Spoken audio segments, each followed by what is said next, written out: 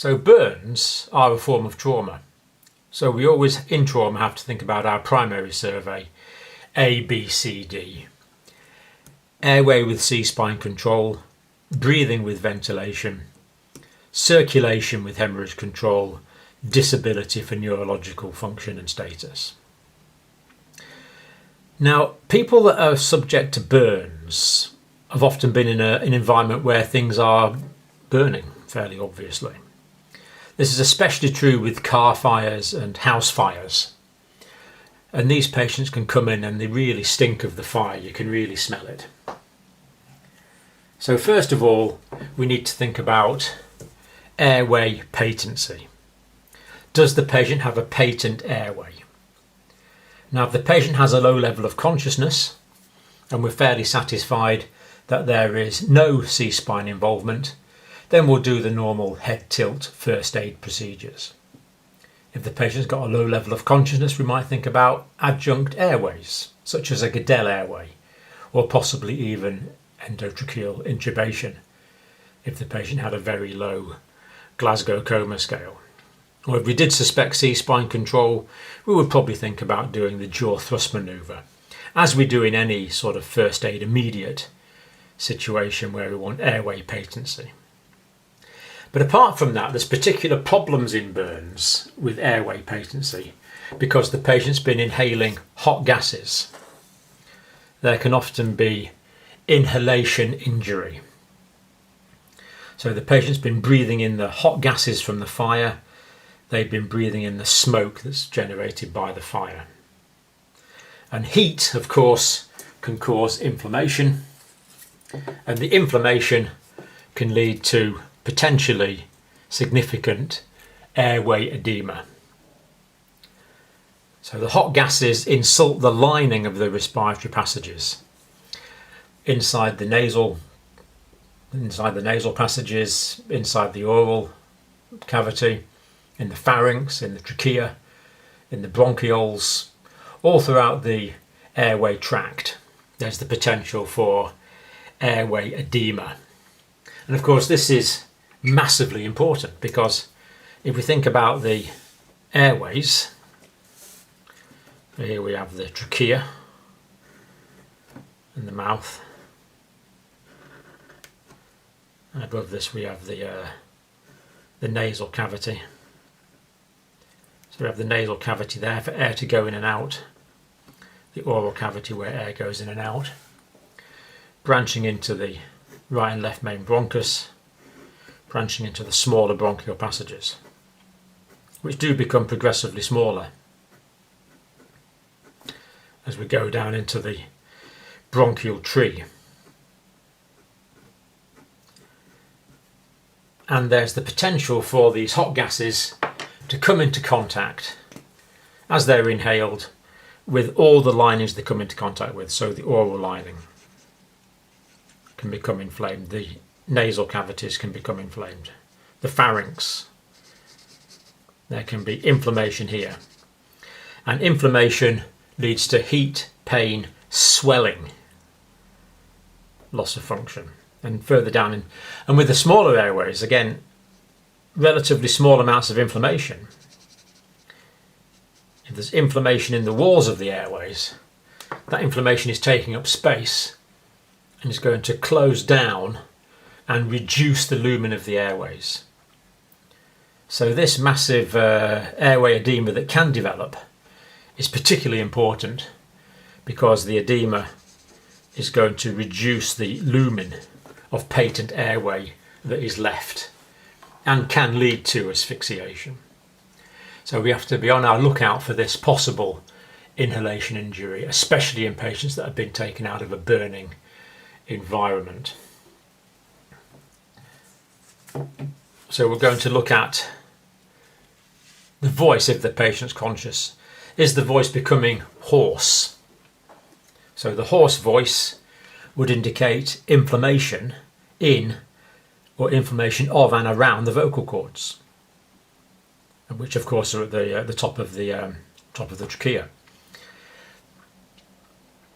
Or is the patient spitting out carbonaceous sputum? Is there carbon in the sputum, which again would indicate inhalation of smoke, and smoke can often be superheated, meaning that there's a likelihood of inhalation thermal injury. Or what about burns around the mouth or burns around the nose? Again, these could be caused by hot gases, and if the hot gases are burning the mouth and the nose, then it's reasonable to assume that they're also burning the lower parts of the airway. And look in the patient's nostrils. See if the nasal hair is singed, because if it is, the patient has been breathing in superheated gases. Also look out for stridor. So stridor relates to upper airway noise during ventilation. Stridor. And this can be evident even if the patient is unconscious. We can hear the upper airway, the stridor, as the air struggles to get past the obstruction in the upper airways. We can hear the stridor. And all of these things are going to reduce the ability of the air to get in and out of the patient's lungs, so they are an obvious threat to the airway. And as well as the first aid airway management, what we tend to do is give intravenous hydrocortisone at an early stage in the hospital situation, because the hydrocortisone is a corticosteroid type molecule, and it's going to massively reduce the inflammation. Because if we've got these things at an early stage, if we've got history of inhalation injury, if we've got hoarseness, carbonaceous sputum, burns around the mouth or nostrils or of the stridor, then that means the inflammatory process has begun, and the inflammatory process will continue for a period of time. And as the inflammatory process continues, the swelling will become greater, and the risk of airway obstruction and death from airway obstruction is there. So very often, prophylactically, we can give intravenous hydrocortisone to prevent this. So thinking about the airway management, massively important.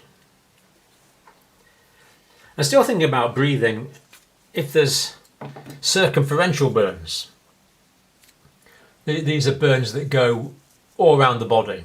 So if there's burns that go all around the body, particularly around about the thoracic cavity, even the abdominal cavity, it makes expansion for ventilatory effort more difficult, because of course we're only going to suck air into the lungs when the diaphragm goes down and the intercostal muscles pull the ribs up and out. We need these mechanical movements, and these can be inhibited in circumferential burns, although this is usually a later complication, but it's something to keep an eye on.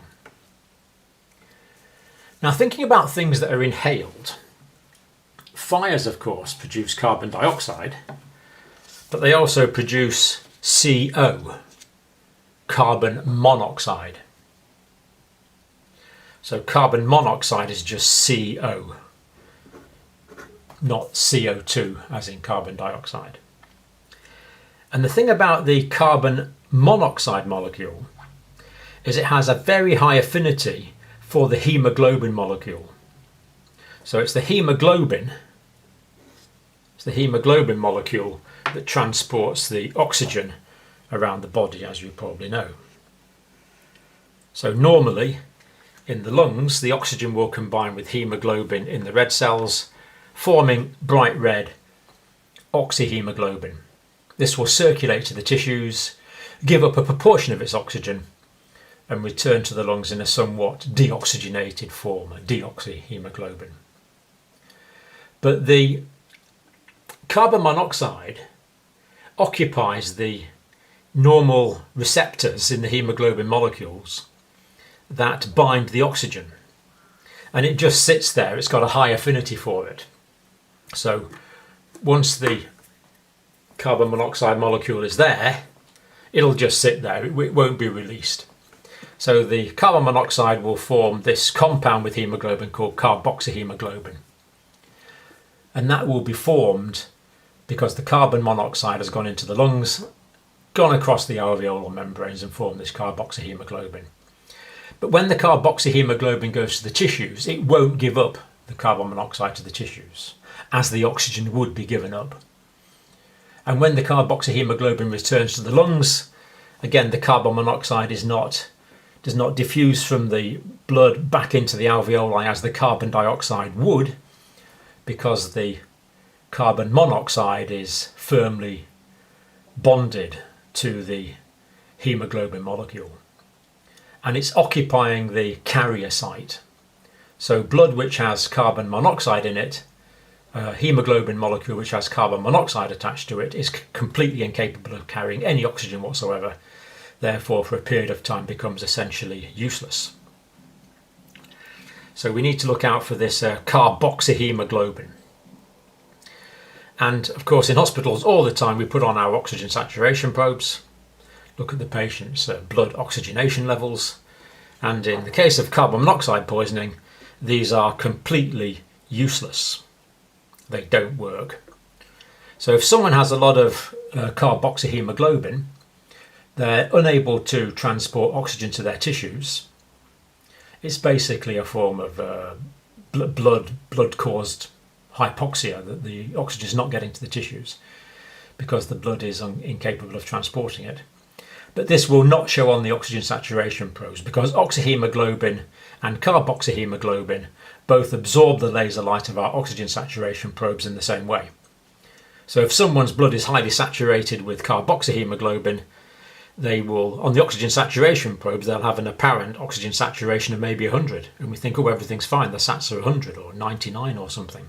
But no, the oxygen saturation probe is not picking up oxygen in the hemoglobin, it's picking up carbon monoxide in the hemoglobin. So the current generation of SATS probes are useless, so we have to use our clinical judgment.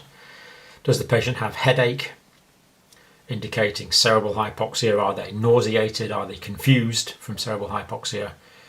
Is there coma? And that can lead to death. And there can also be a cherry reddish discoloration of the lips, and there can also be a pinkening, that the skin can look pink. You get a pink discoloration of the skin with very high levels of carbon monoxide. Very dangerous gas. Doesn't smell, colourless, isn't detected by our saturation probes, so we have to recognise it clinically. And what we do is we give these patients very high flow oxygen, because very high flow oxygen will knock off some of the carbon monoxide from the hemoglobin, giving us some of our hemoglobin back. So we put these patients immediately on very high flow oxygen. And in fact, in some specialist centres, they'll even use hyperbaric oxygen. And as well as that, of course, putting the patients on high flow oxygen means that any hemoglobin that is left will also be fully saturated. Any hemoglobin that's left that is not occupied by carbon monoxide. But the high flow oxygen will knock off some of the carbon monoxide molecules, restoring the ability of the patient's blood to transport oxygen. Very important consideration. And other thing just to mention, other noxic fumes. I mean, depends what's burning, but anything can be given off. Particularly toxic fumes such as cyanide can be immediately life-threatening, and there's longer term effects from other nasty things in burning plastics, for example, such as dioxins. So starting to think about the systemic considerations in burns, remembering that burns are a trauma and are essentially treated as any other trauma, but with these particular considerations with regards to airway management and breathing.